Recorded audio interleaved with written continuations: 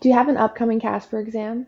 Are you a little bit worried about those video responses and how to best articulate your thoughts in the short amount of time they give you? Stick around. I'll be walking you through a couple sample video questions, some expert responses, and I'll walk you through why these are great responses.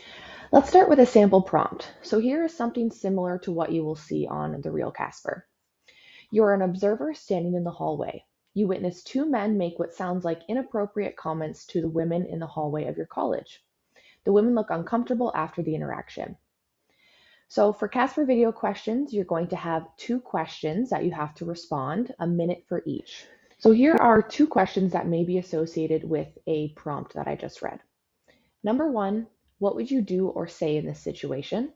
Number two, describe a time when you had to speak out against a colleague, friend, or superior. Now, let's walk through how we will tackle these questions separately. The first question, what would you do or say in the situation, is what we call a scenario question. You might also hear this referred to as a situational question.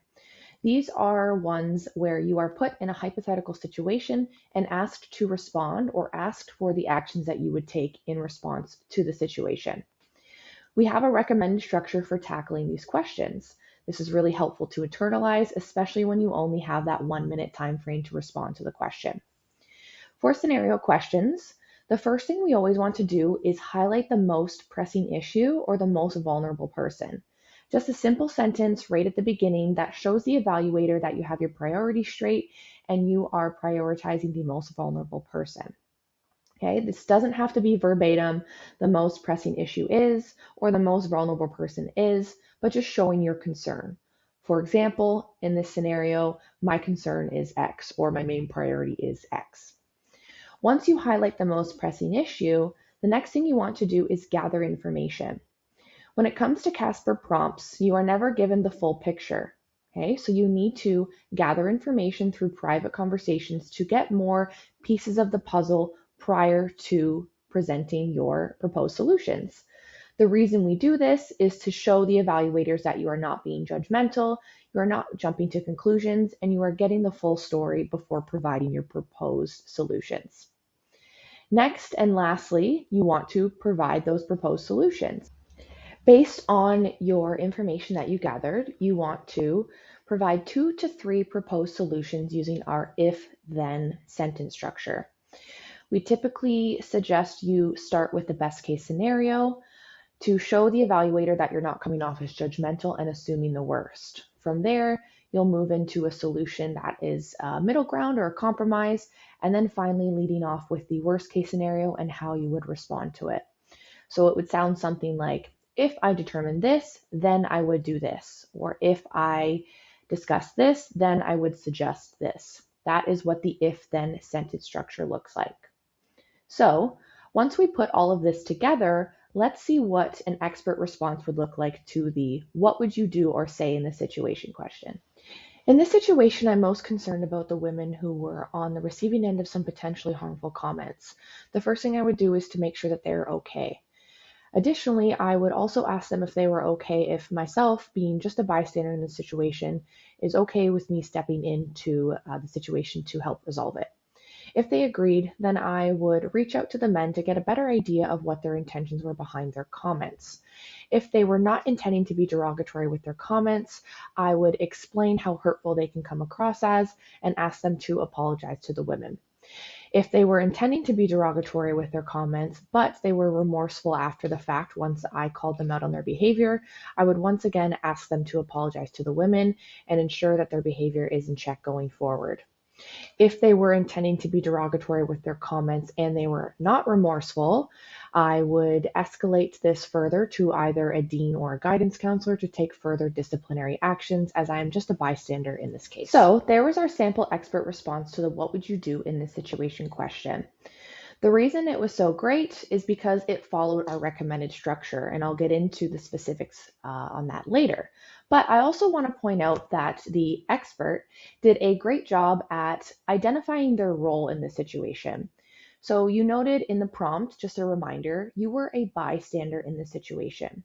So how you go about responding to certain prompts and certain scenarios will depend on who you are in the scenario. the expert recognized that they were a bystander and made sure to reach out to the women in this scenario and make sure that they were okay with this bystander getting involved before taking any steps further. This really shows the evaluators of your CASPer exam that you are taking the time to really understand your role and the impacts that you might have on it. This really shows your maturity and your problem solving nature. Once that has been identified, like I said, this response met and checked all the boxes of our scenario structure. The first thing they did was identify the most pressing issue or the most vulnerable party. In this case, their main concern was the women and their well-being, given the fact that they may have been on the receiving end of some inappropriate comments. Next, they gathered information. So they did a really great job here by one, going to find out what the intentions were of the men, because again, we don't always want to assume the worst and assume that their intentions were being inappropriate. So the expert went and said that they would speak to the men.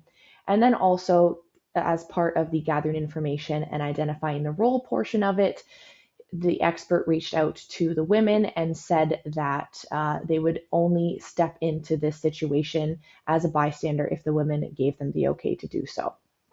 Then, based on the information gathered, so in this case, the main piece of information was the intentions behind those comments, the expert provided 3 solutions based on the information gathered. So the solution, best case scenario, they weren't intending to be inappropriate with their comments, and they were asked to apologize. That's the best case scenario. That's everything being wrapped up in a nice little bow. Of course, that is not how the world works, so the expert continued to move through some additional responses. So the second one, the middle ground, is when, yes, they were intending to be inappropriate with their comments. However, they are willing to apologize and the girls are okay with the situation going forward. Worst case scenario, of course, is they were intending to be inappropriate and they are not going to apologize for the inappropriate and perhaps hurtful comments to the women. And this is where the expert identifies their role once again, the fact that they are a bystander, so they would bring in a third party in this case. The prompt, as you remember, was set in a college, so they said they would reach out to the dean for further disciplinary action. Now that we've tackled the scenario question of this prompt for the CASPer video station, let's move to the second one, which is describe a time when you had to speak out against a friend, colleague, or superior. And it looks like we have some afternoon sun joining us to help you prepare for your CASPer as well. So for this question, this is what we would categorize as a personal question. It's asking you to describe a situation or an experience of your own. So describe a time when you had to speak out against a colleague, friend, or superior. We also have a recommended structure for this one as well. For any personal questions, when they're asking you about your own specific experiences, you always want to be specific. So think of a specific experience that relates to this, a time that you had to speak out.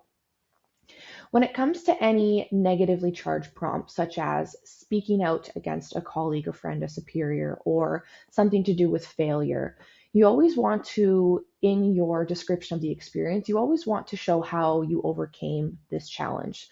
So in this case, you will discuss the time that you had to speak out against your friend, colleague, or superior, but also go a step further to show how it was resolved and what the result was of you speaking out against this person. Once you describe the situation and the relevant experience in relation to the question, you want to highlight what you learned from the situation. So when they're asking you these questions, they don't just want to learn about your life. I'm sure it is very interesting, the experiences that you've had so far, but the point is they want to know, what are your takeaways? What did you learn from this situation? Did you learn maybe that, having open communication is important to ensure that there are no issues going forward? Whatever it may be, you want to highlight your takeaways from the experience that you highlighted. Then finally, and most importantly, you want to apply those takeaways to your future career. So whichever career that you are hoping to pursue, whether it's medicine, dentistry, veterinarian school, whatever it may be, whatever the reason you are taking this CASPer is, you want to showcase to the evaluators how you will implement these takeaways into your future career. Okay, So all that being said and done, let's see an expert response to the describe a time when you had to speak out against a colleague, friend, or superior question. A time when I had to speak out against my friend was when I was with a male friend of mine and he catcalled two women in front of me. This was very hurtful as a woman myself, but I did not let my emotions get the better of me and I had a non judgmental conversation with him and let him know the impact of these words on women, both on the receiving end of these comments and women in general. He was very receptive to my comments and was not aware of the impact that his comments could have. Going forward, I will make sure to always call out people when they have behavior such as this, even if it is a friend or even if it could cause an awkward conversation, to ensure that everyone is receiving the same level of respect. This is a lesson that I will carry forward with me in my future career as a physician to ensure that every patient, colleague, or superior is kept in check and ensuring that everyone upholds their integrity and respect, no matter who you are. So that was an expert response to our personal question as part of this CASPer station. Describe a time when you had to speak out against a friend, colleague, or superior. The reason we'd classify this as an expert response is because it follows our recommended structure for a personal question. In this case, the expert briefly described a situation that relates to the question at hand. In this case, they had to confront their friend about catcalling. And they took it a step further and discussed how the situation overcame itself. So, the response to the friend after they were called out for their behavior. They discussed the takeaways from the situation. So, what did they learn from this situation when they had to speak out against their colleague, friend, or superior? In this case, ensuring the lines of communication are always open and making sure that disrespectful behavior like this gets called out regardless of your relationship to the person doing so. Finally, they took it that final step and connected their takeaways to their future career. In this case, it was medicine. So, highlighting how they will take the lessons they learned from this situation and applying it to their future career. With those three elements, they have a perfect example of a personal question, and this is a structure that you can apply to any and all personal questions, not necessarily ones about speaking out against a colleague or superior, but anytime they ask you a different personal question, perhaps tell me about a time when you experienced failure or something along those lines. If you want to find out how to tackle any and all CASPer question types that is going to come your way for both video and written stations, take a look at what BMO's CASPer Prep program offers at the link below. You can also find the link in the description of this video. We can't wait to work with you and get you that fourth quartile score you've been looking for.